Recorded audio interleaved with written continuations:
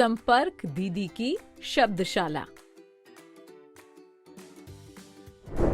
जल, कठिन शब्द। बच्चों, इस चित्र में हमें वो सभी स्थान और साधन दिख रहे हैं जिनसे हमें जल प्राप्त होता है, जैसे कुआं, नल, नदी, बारिश, झील आदि। जिनसे हमें जल मिलता है, उन स्थानों अथवा साधनों को क्या कहते हैं?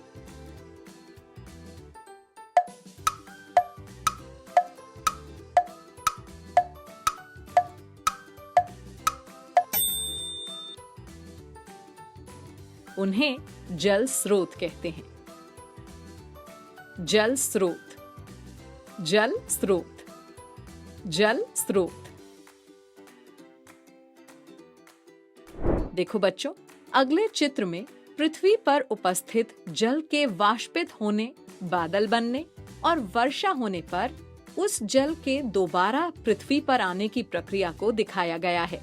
क्या आप जानते हैं कि इस प्रक्रिया को क्या कहते हैं?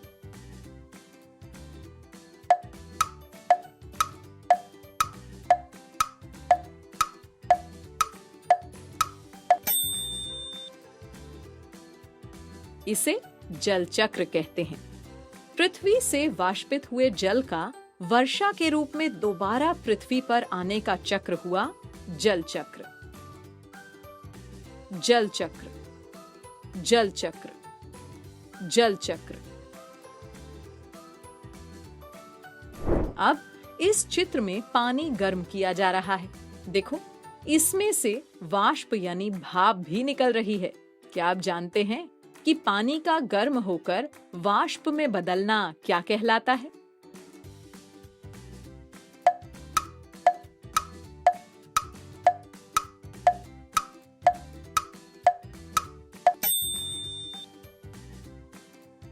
बच्चों, इस प्रक्रिया को वाष्पन कहते हैं।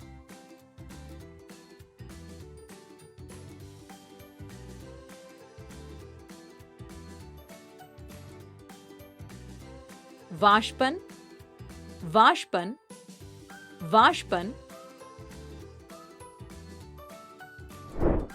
इस चित्र में धरती से उठी वाष्प को ऊपर आसमान में जाकर ठंडा होकर बूंदों में परिवर्तित होकर बादल के रूप में संघनित होते हुए दिखाया गया है। क्या तुम बता सकते हो इस प्रक्रिया का क्या नाम है?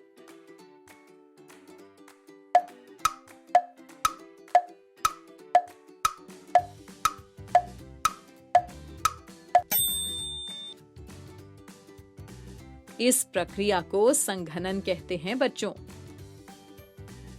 संघनन, संघनन, संघनन। चलो अगला चित्र देखते हैं। देखो, इसमें पौधे पत्तियों की सतह पर स्थित रंध्रों द्वारा पानी को वाष्प के रूप में वायुमंडल में छोड़ते हुए दिखाया गया है। ये कौन सी प्रक्रिया है?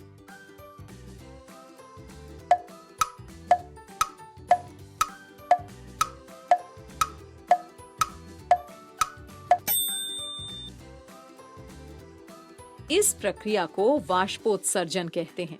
वाष्प यानी भाप और उत्सर्जन यानी छोड़ना। तो वाष्पोत्सर्जन का मतलब हुआ पत्तियों द्वारा भाप के रूप में जल को छोड़ना। वाष्पोत्सर्जन, वाष्पोत्सर्जन, वाष्पोत्सर्जन। ये रहा अगला चित्र बच्चों। ये वो जल स्रोत है जिसमें नदियों का जल आकर गिरता है। क्या आप जानते हैं कि इसे क्या कहते हैं?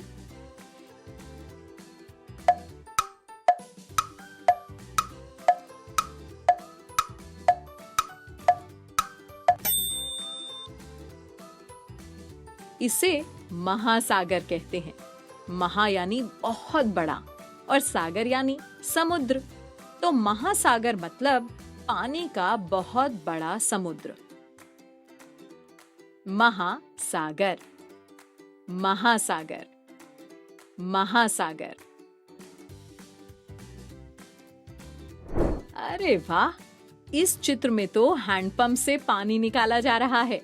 आपको पता है बच्चों, हैंडपंप द्वारा जो पानी निकलता है वो भूमि यानी जमीन के नीचे स्थित जल होता है।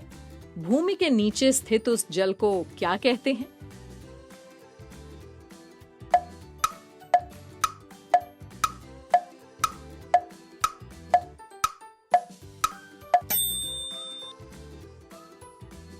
उसे भौम जल कहते हैं। भौम यानी भूमि के नीचे और जल यानी पानी। तो भूमि के नीचे जो पानी पाया जाता है वो हुआ भौम जल। भौम जल, भौम जल, भौम जल। ये रहा अगला चित्र। देखो बच्चों, इसमें अधिक वर्षा होने से नदी का जल स्तर बढ़ गया है और उसका पानी पास के क्षेत्रों में फैल गया है। क्या आप जानते हैं कि इस घटना को क्या कहते हैं?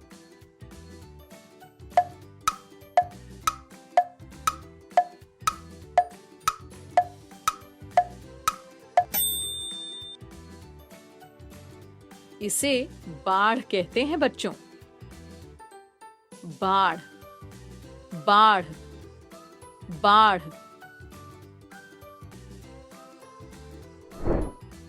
अरे, इस चित्र में तो एकदम सूखी धरती दिखाई गई है। आसपास कोई पौधा भी नहीं है। अधिक समय तक वर्षा न होने और पानी की कमी के कारण ऐसी स्थितियां उत्पन्न हो जाती हैं बच्चों। क्या आप बता सकते हैं इस स्थिति को क्या कहते हैं?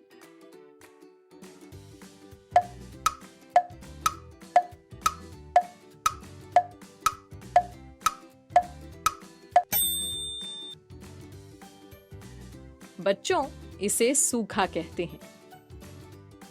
सूखा, सूखा, सूखा। अब देखते हैं अगला चित्र। देखो, इस चित्र में वर्षा के जल को इकट्ठा करने के लिए एक व्यवस्था बनाई गई है। यहाँ पर छत से पाइप को जोड़कर वर्षा जल को एक टैंक तक पहुँचाया गया है। वर्षा के जल को इस प्रकार बाद में उपयोग के लिए इकट्ठा करना क्या कहलाता है?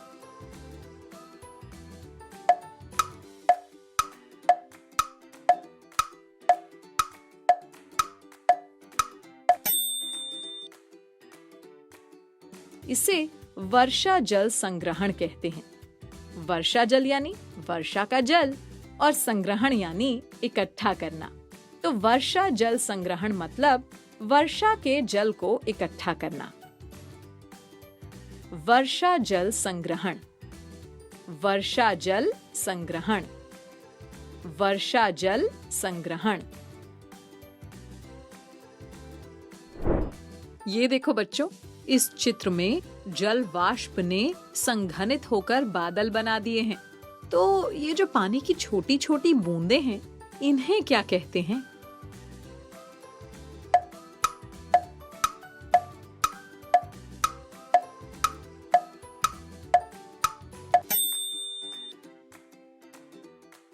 इन्हें जल कणिकाएं कहते हैं बच्चों।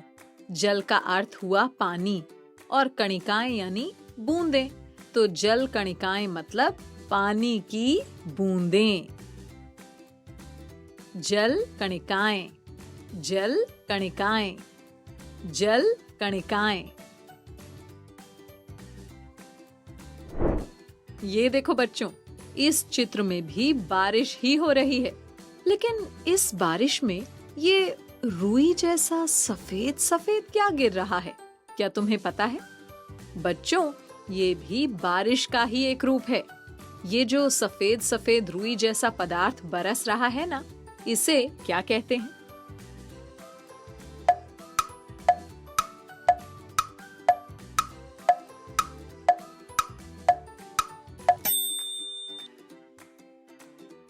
इसे हिम कहते हैं। इस तरह की हिम की वर्षा पहाड़ों पर या ठंडे इलाकों में होती है। Him, him, him. अब इस चित्र में देखो, इसमें तो बारिश के साथ बर्फ के छोटे छोटे गोले भी गिर रहे हैं। क्या तुम्हें पता है ये क्या है?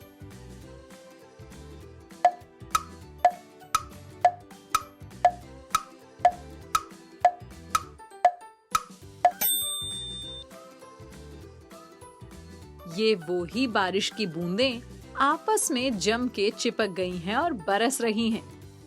बर्फ तो केवल ठंडी जगहों पर गिरती है, लेकिन ये कभी-कभी गर्मियों की बारिश के साथ भी गिर सकते हैं। इन बर्फ के गोलों को ओले कहते हैं बच्चों। ओले, ओले, ओले। तो ये थे इस पाठ के कठिन शब्द और उनके अर्थ। कठिन शब्दों को बार बार देखकर, सुनकर और प्रयोग करके आसानी से सीखा जा सकता है।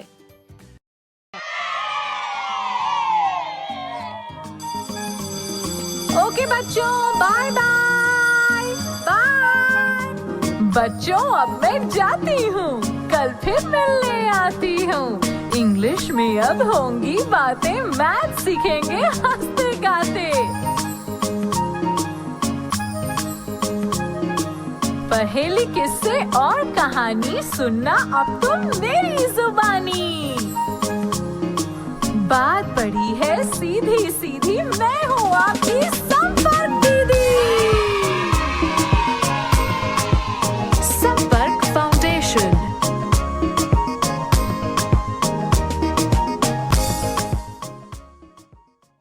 आपको ये वीडियो देखकर मजा आया ना? अगर आप इस वीडियो से संबंधित अन्य संसाधन जैसे कि अन्य वीडियो, गतिविधियां, क्विज इत्यादि देखना चाहते हैं तो अभी डाउनलोड करें संपर्क स्मार्ट शाला मोबाइल एप्लीकेशन। और हाँ, अगर आपको ये वीडियो अच्छा लगा हो तो इसे जरूर लाइक करें। और भी नए नए वीडियोस देखने के लिए सब्सक्राइब बटन पर क्लिक करना न भूलें। मिलते हैं बहुत जल्द YouTube और संपर्क स्मार्ट शाला ऐप पर।